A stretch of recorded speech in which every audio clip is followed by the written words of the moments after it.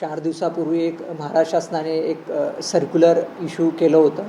त्यामध्ये जे गोवंश तस्करी करणाऱ्या ज्या टोळ्या आहेत त्यांच्यावर मकोका लावण्याचं निर्देश शासनाने दिले होते. तर त्या अनुषंगाने आपण 4 दिवसापूर्वी चंद्रपूर जिल्ह्यामध्ये रामनगर पोलीस स्टेशनच्या अंतर्गत 9 लोकांची जी टोळी होती जे गोवंश तस्करी करत होती त्यांच्यावर मकोका लावलेला आहे. त्याच्यापूर्वी आपण नागपूर परिक्षेत्रामध्ये नागपूर ग्रामीण जिल्ह्यामध्ये एक भिवापूर पोलीस स्टेशनच्या हद्दीमध्ये आणि कळमेश्वर पोलीस स्टेशनच्या हद्दीमध्ये असे 2 मकोका आपण गोवंश तस्करावर लावलेले आहेत. आपण हे पाहिलं पाहिजे की हा जो आपला नागपूर रिजन आहे हा छत्तीसगडहून हैदराबादकडे जाणारा जो गोवंश तस्करांचा जो रूट आहे त्या रूटवर येतो. त्यामुळं आपले जे टोल नाके आहेत आणि जे चेकिंग पॉईंट्स आहेत या ठिकाणी बऱ्याचशा कारवाई भंडारा जिल्ह्यामध्ये चंद्रपूर जिल्ह्यामध्ये झालेल्या आहेत. पण गोवंश तस्करांच्यावर एवढ्या मोठ्या प्रमाणामध्ये 3 मकोका लावण्याची जी वेळ आहे ती मला वाटते महाराष्ट्रात नागपूर परिक्षेत्रात प्रथमच घडलेली आहे.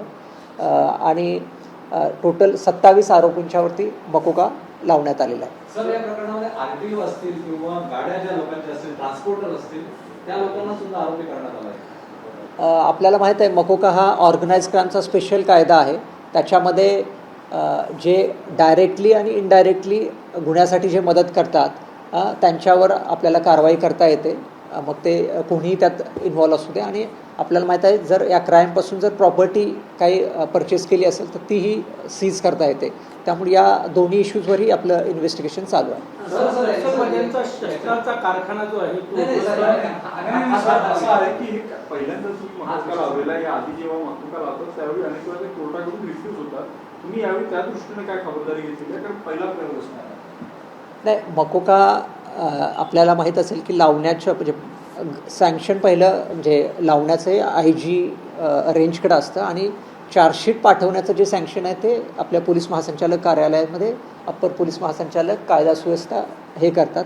ते प्रॉपर व्हेरीफाय करतात की सफिशियंट पुरावा आहे की नाही आणि मगच ते चार्जशीट कोर्टामध्ये जाते. त्यामुळं कोर्टाच्या आधी आपल्याला अजून एक व्हेरिफिकेशन होतं. त्यामुळं असं होणार नाही की अपुरा पुरावा आहे किंवा सफिशियंट पुरावा नाही आणि आपण तरी चार्जशीट पाठवत असं होत नाही. सर यामध्ये एक प्रश्न असा उपस्थित होतो, काही गोवंश संदर्भामध्ये काही लोक जे आहेत त्यांनी प्रॉपर्टी जमा केलेल्या आहे, काही ठिकाणी बिल्डिंग उभ्या केल्या आहेत.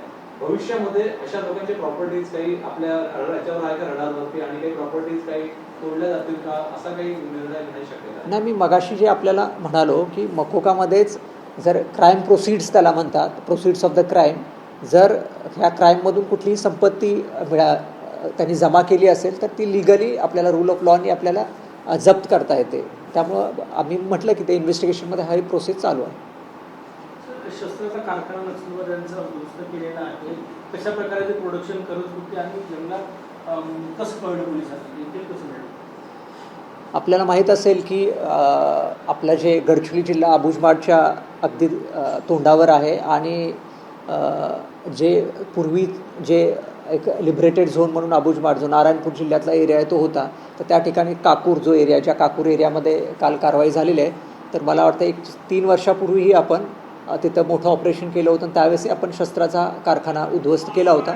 सेम एक 4 दिवसापूर्वी एक कारवाई झाली सीमेवरती आणि परवाची जी कारवाई आहे जी आपल्याकडे आता मोठ्या प्रमाणात आत्मसमर्पण केलेलं आहे. तर त्यांच्या टेक्निकल टीमचा जो सदस्य आहे त्या सदस्याची जी इन्फॉर्मेशन होती त्या अनुषंगाने जर आपण पाहिलं की एक त्यांचं BGL बटालियन ग्रेनेड लॉन्चर, म्हणजे जसं पोलिसांना त्यांनी शह देण्यासाठी किंवा पोलिसांना अम्बुशमध्ये जास्तीत जास्त नुकसान करण्यासाठी त्यांनी ग्रेनेड्स बनवले होते. ते BGL बनवण्याची फॅक्टरी काल जे उद्ध्वस्त केली ती आहे. तर आपण पाहिलं असेल त्यामध्ये जवळपास 500 पाईप्स आहेत. पाईप्सचा वापर ते करायचे ते शेल बनवण्यासाठी, थोडं छोटं रॉकेट बनवण्यासाठी. आणि ते पडलं की आवाज करून फुटायचं आणि त्यातून थोडे स्प्रिंट हे उडायचे स्प्रिंटिंग. तर त्यामुळं हे ॲक्च्युली मोठं यश आहे. आणि जेणेकरून जे एक्सप्लोजिव्स आहेत किंवा असे काही शस्त्राचे कारखाने आहेत हे मॉपअप करणं, म्हणजे हे सर्व शोधून काढून ते निकामी करणं हे तेवढंच गरजेचं आहे. कारण उद्या याचा वापर काही अँटी सोशल एलिमेंट्सही करू शकतात आणि पुन्हाही यांच्यातले काही लोक जाऊन परत हे करू शकतात. त्यामुळं केंद्र सरकारच्या आणि राज्य सरकारच्या निर्देशानुसार की या एरियामध्ये डिमायनिंग, आता परवा आपण पाहिलं असेल छत्तीसगडमध्ये एक घटना घडली होती, त्यामुळं डिमायनिंगचं पण प्रोसेस सुरू आहे.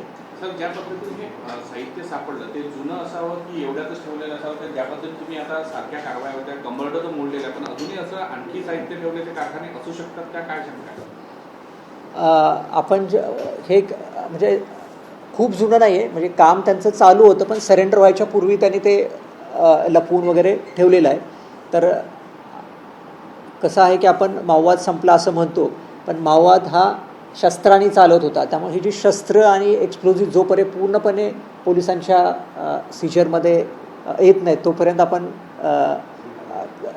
धोका टळला असं म्हणू शकत नाही. कारण त्या ठिकाणी पोलीस ऑपरेशन्सला गेले तर समजा IEDचा स्फोट झाला तर आपल्याला नुकसान होऊ शकतं. त्यामुळं एक ॲडव्हान्स स्ट्रॅटजी म्हणून आपण त्या जो आपला भामरागडचा डीप एरिया आहे आणि एटापल्लीचा जो डीप एरिया आहे त्या ठिकाणी डिमायनिंगची मोहीम राबवत आहे. म्हणजे अजूनही ह्या कारवाया सातत्यानं सुरूच राहाव्या लागेल आणि शोध घेत राहावा लागेल? हा निश्चितच, कारण मी जसं म्हणालो की माणसं सरेंडर झालेले आहेत, अजून पूर्णपणे शस्त्र सरेंडर होणं गरजेचं आहे. शस्त्र सरेंडर झाल्यानंतरच आपल्याला खरा धोका टळला असं म्हणता येईल. तुम्ही म्हणतात की नक्षलवाद जंगलातला संपलेला, शहराला तर त्याचा धोका किती आहे आणि त्याच्यासाठी काय आता नवीन तुमच्याजवळ असणार आहे?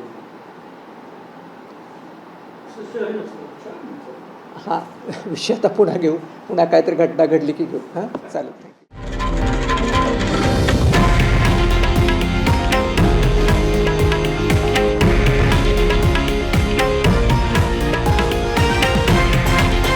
हे आहे देशातील नंबर 1 न्यूज नेटवर्क आणि आपण पाहत आहात TV9 मराठी, एकमेव.